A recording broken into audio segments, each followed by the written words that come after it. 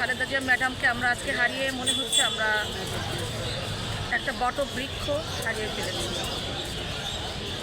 এই দেশটা এই মনে হচ্ছে যে কাক পাখি চারিদিকে সবাই যেন মায়ের জন্য কান্না করছে, মায়ের সাথে কথা বলছে, মা চলে যাওয়াতে তাদের আবেগ প্রকাশ করছে।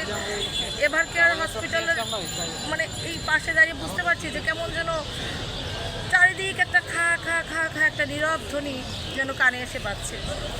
তো আমরা সেই মহিষী নারী যিনি মা, যিনি আপনি প্রশ্ন করলেন যে যিনি শাশুড়ি, যিনি মা, বা তিনি একজন স্ত্রী, তো সব কিছু মিলিয়ে তিনি সব দিক থেকে স্বয়ং সম্পূর্ণ একজন নারী ছিলেন, যার নীতি আদর্শ আমাদের অনেক শিক্ষার ব্যাপার, যার আদর্শ থেকে আমরা অনেক কিছু শিখতে পারি বা শিখতে পেরেছি বা শিখতে পারবো পরবর্তী দিনগুলো।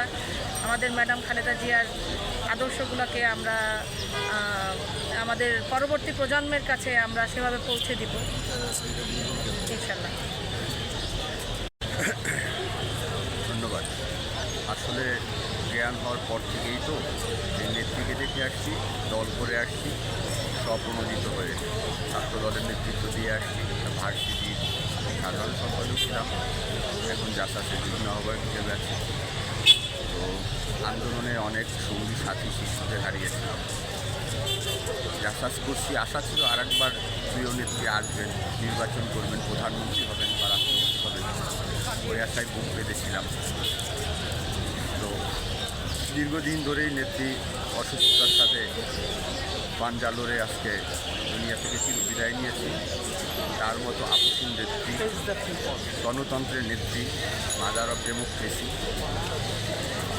যার জন্য গোটা বাংলাদেশ কাঁদে, গোটা বাংলাদেশ আজকে এদিন তাকে হারিয়ে আসলে আমরা বাকরুদ্ধ, দিশেহারা, কথা বলার মতো ভাষা নেই আমাদের। আমরা চাই মহান আল্লাহ যেন আমাদের দেশ নেত্রীকে জান্নাতুল ফেরদৌস মাকাম দান করেন, আর তার আদর্শ, লক্ষ্য, কর্ম, তার জীবন ধারণ নিয়ে যেন আমরা জাতীয়তাবাদের ঝান্ডা সমুন্নত রাখতে পারি, সেই দোয়া করবেন। আপনি